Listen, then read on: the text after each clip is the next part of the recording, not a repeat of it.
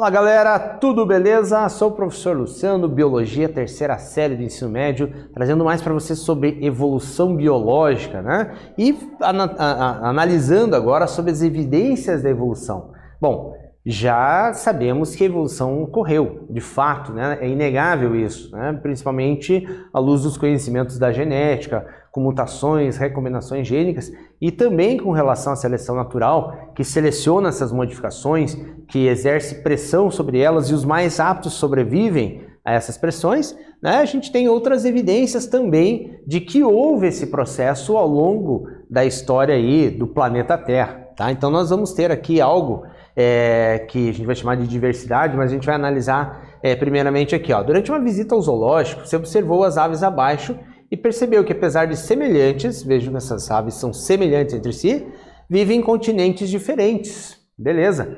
Como é que elas atravessaram os oceanos? Oceano Atlântico, Pacífico, como é que elas fizeram? Então nós temos, por exemplo, aqui a ema, o avestruz, o emu, né? E você saberia dizer por que acontece essas variações em continentes diferentes, milhões de quilômetros de distância uma da outra? Então nós temos aqui uma teoria bem bacana, que o pessoal gosta muito de estudar, que seria ali o deslocamento das placas tectônicas, a teoria tectônica de placas, né? Que diz que ali há cerca de 160 milhões de anos, esses continentes, como a África, ali, por exemplo, a Antártica, América do Sul, faziam parte de um único bloco, certo? E esse bloco estava ali sob o magma, fazendo com que houvesse deslocamento ou até mesmo impacto entre eles. Tá? Com o passar do tempo, 120 milhões de anos, a configuração do planeta foi tomando outra forma, tá? Fazendo com que houvesse a separação desses continentes, tá? E fato que acontece até hoje, ele não vai parar por aí, ele vai continuar. Tá? Daqui a alguns milhares ou milhões de anos nós vamos ter uma outra configuração. É bastante tempo, né, para isso acontecer, mas o fato é que ela vai acontecer. E a partir daqui nós temos a ramificação desse grupo, por exemplo, a moa, o macaco, a ave, elefante, kiwi, o emu, a ema, o avestruz, provavelmente se separando junto com esses continentes, assim como fizeram várias espécies, alguns felinos, né, alguns canídeos, inclusive primatas, né, que foram se separando ali e hoje ocupam grande parte dos continentes ao longo do mundo. Então vamos entender isso aqui. Há 160 milhões de anos, África, Nova Zelândia, um continente formado por Austrália, Antártica e América do Sul, estavam unidos num chamado supercontinente que a gente chama hoje de Gondwana. Há 80 milhões de anos, esses continentes já estavam separados. Atualmente, as espécies de ratitas, que é esse grupo que a gente está estudando ali, mais semelhantes entre si, ocupam diferentes continentes, indicando a ocorrência da dispersão entre os oceanos. Elas não foram voando para um outro continente, muito menos nadando. Elas foram, sim, provavelmente, né, tudo indica que pela separação das placas tectônicas. E quando a gente estuda a evolução, é importantíssimo que a gente tenha em mente essa questão da teoria tectônica de placas vai explicar muita coisa, né? A distribuição dos indivíduos pelo planeta e tudo mais. As principais evidências da evolução são registros fósseis. Você já ouviu falar de fósseis? Quando a gente fala em fósseis, você não pense só em dinossauros. Tá? Dinossauros é um tipo de fóssil, mas tem fósseis de mamíferos, tem fósseis de moluscos, de artrópodes, de uma grande variedade de seres vivos ali, né? Além de fósseis de plantas, tá? Não vamos esquecer e trazer todo o assunto da evolução somente para o reino animal, né? A gente tem uma variedade de todos os grupos ali, e também semelhanças anatômicas, fisiológicas, celulares e moleculares entre os seres vivos. Vamos conversar um pouco sobre esses temas?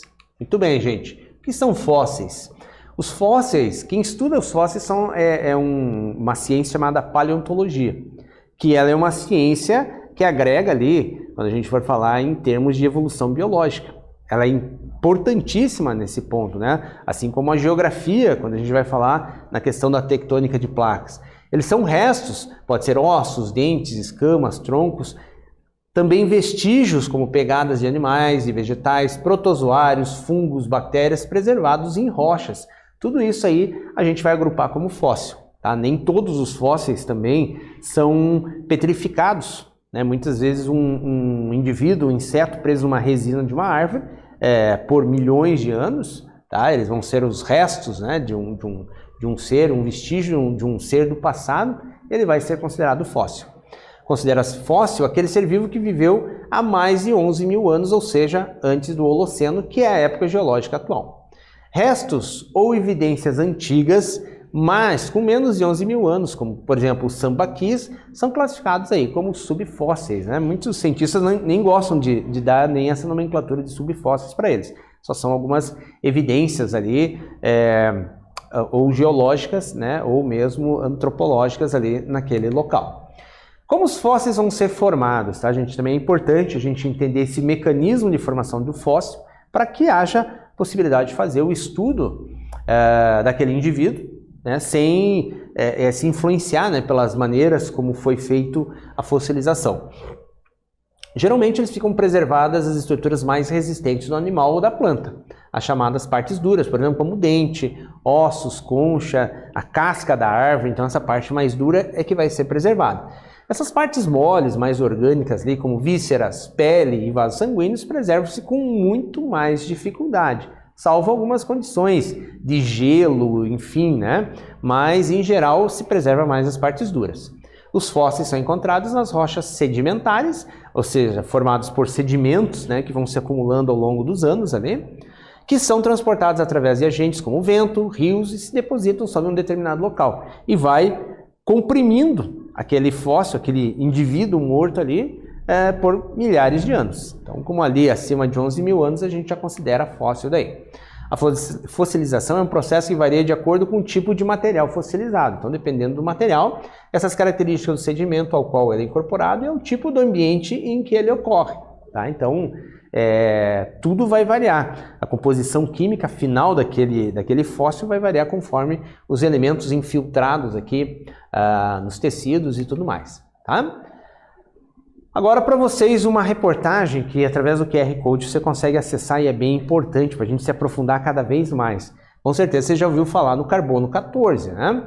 O problema não é o 13, é o 14, o mito do carbono 14 na paleontologia. Muito bem. Para obtermos a idade de algum material, necessitamos de alguma técnica que meça a quantidade de anos que aquele material tem, né? Ou pelo menos, né, que indique para nós a idade aproximada do material em questão. Nem todo paleontólogo sabe dizer a idade exata em números absolutos, seria impossível com certeza, né, do material com que se trabalha. O C14, ou seja, carbono 14, é usado para datar materiais de até 50 ou 60 mil anos. Eu trabalho com fósseis de 400 milhões de anos, então, obviamente, teria que ter uma outra técnica. É fato que a maioria das pessoas, quando questionada sobre datação, lembra sempre do carbono 14. Tá? Mas veja, para o estudo paleontológico de materiais mais antigos, que além dos 50 mil anos, a técnica não pode ser utilizada. Lembrando que o planeta tem 4,5 bilhões de anos, né? E o carbono 14 não é o principal método de datação em paleonto.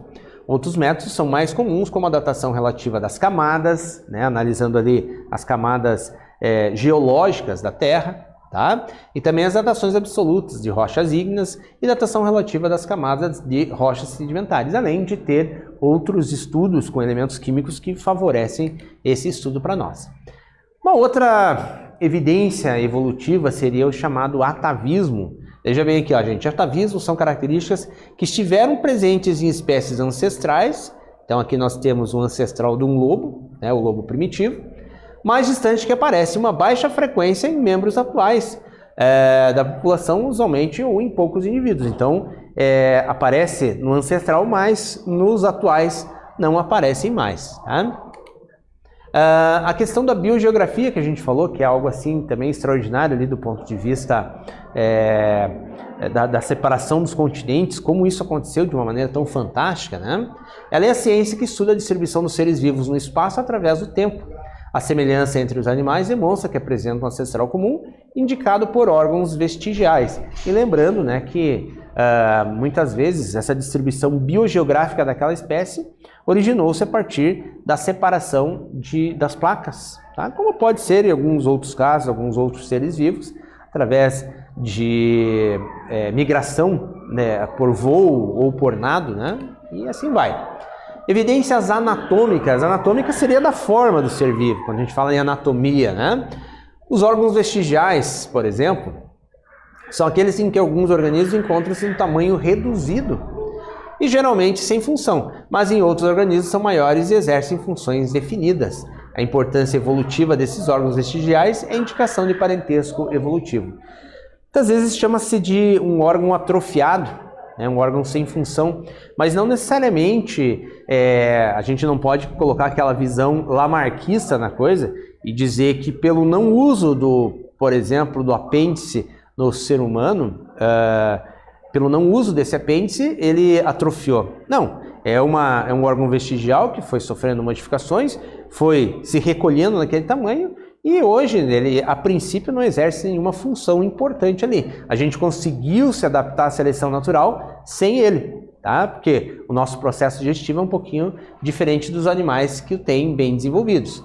Por exemplo, aqui, né, no próprio caso que eu estou falando, esse apêndice é utilizado para a degradação de celulose em herbívoros, como coelhos, por exemplo, né? Sua função secundária é auxiliar no sistema imune. Né? Então, aqui no caso, o seco, né, para nós, a gente não digere essa celulose e para nós não faz falta, a gente se alimenta e obtém outros nutrientes, embora as fibras, né, a partir da celulose são importantes para facilitar a digestão, mas a gente não degrada ela, né? E também a membrana nictitante aqui no olho, né, a proteção dos globos oculares, e em seres humanos ela é apenas vestigiais. Em outras espécies, alguns répteis, por exemplo, você já deve ter visto, ela cobre muitas vezes o olho todo do animal, tá? Mas vamos a uma atividade aqui, gente, para testar, já treinar nossos conhecimentos aqui. A teoria da evolução, apesar de apresentar uma grande quantidade de evidências que afirmam a sua veracidade, ainda é alvo de muitas discussões, além de críticas, né, de bastante críticas, negacionistas muitas vezes. Um dos fatos que confirma a evolução diz respeito à presença de estruturas que a gente chama de atrofiadas. Que nome damos a esse tipo de estrutura? Me explique, é bem facinho, a gente acabou de ver ali, tá bom? Tempinho para você, já retornamos.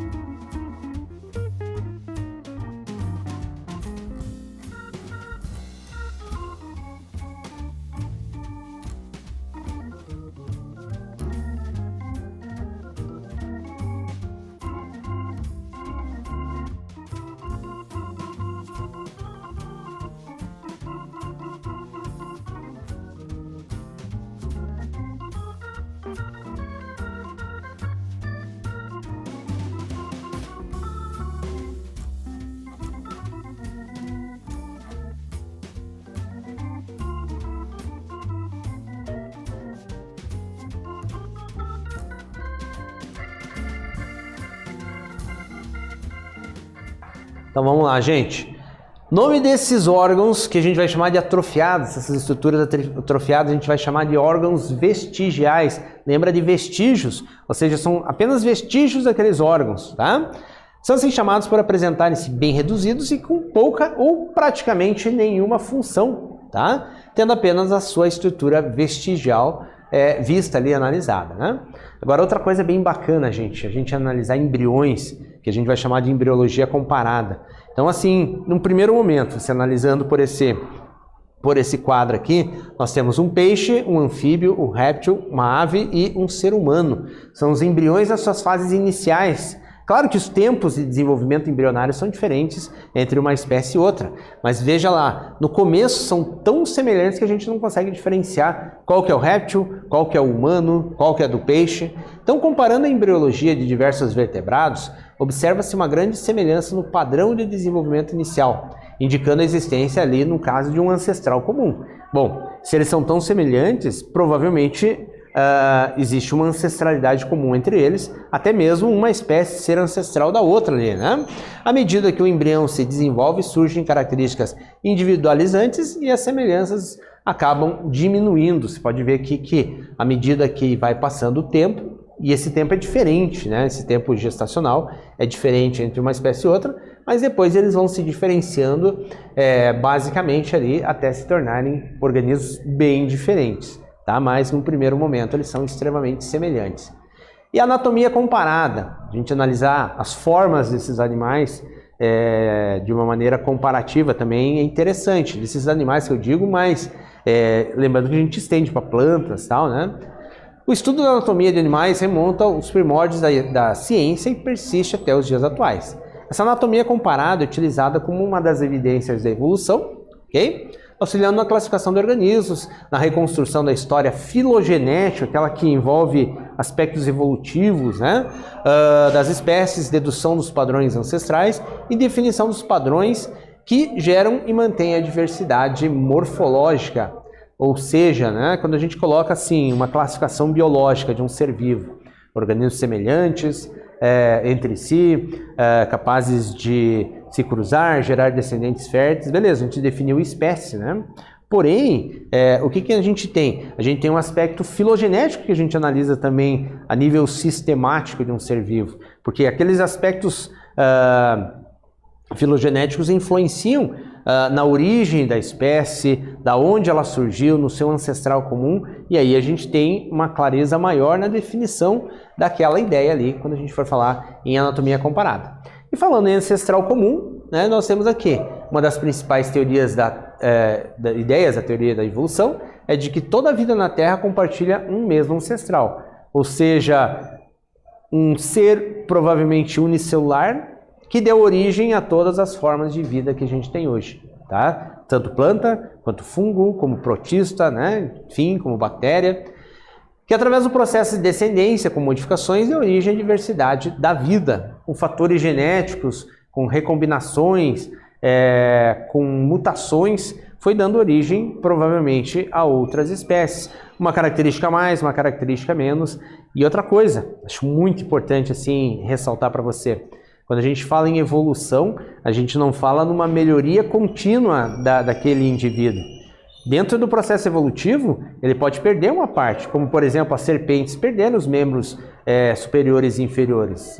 As serpentes não têm braços nem pernas, e assim mesmo foi um mecanismo evolutivo dela. Ok? Ancestralidade comum, aqui a gente tem os grupos de aranhas e cobras e tudo mais, tá? E também temos as chamadas evidências bioquímicas ou moleculares. Aí a gente já tem que analisar isso num laboratório, né, de uma maneira um pouco mais complexa. A última evidência, a evidência molecular, mostra a evidência na estrutura molecular de diversos organismos, sendo que quanto mais parecidos são os organismos, mais coincidências existem entre as moléculas que formam, indicando a proximidade evolutiva das suas espécies. Compartilham de uma mesma semelhança de DNA. Tem espécies que compartilham às vezes 90 e tantos % de semelhança nos seus DNAs. A molécula que costuma ser estudada são as proteínas e o DNA. Lembrando que as proteínas são sintetizadas a partir daquele mecanismo, né, do DNA, produzir o RNA mensageiro e ser feita a leitura lá na célula com a produção das proteínas. Então, nessas evidências moleculares, a gente também consegue definir a questão evolutiva. E uma outra atividade para a gente fechar aqui, gente. Quando a semelhança entre estruturas animais não é sinal de parentesco, mas conseguida pela ação da seleção natural sobre as espécies de origens diferentes, como podemos denominá-la? Ou seja, quando ela não é um sinal de parentesco, mas sim ação da seleção natural. Tem tempo para você dar aquela pensadinha e já voltamos.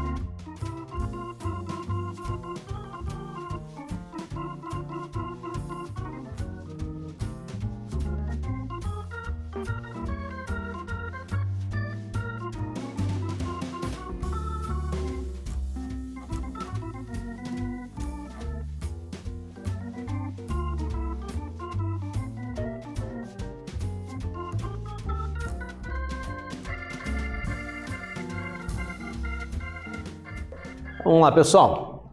Quando uma estrutura apresenta semelhante em espécies diferentes, mas não possui a mesma origem embrionária, dizemos que ela é resultado de uma convergência adaptativa. É um outro conceitinho aí bem bacana.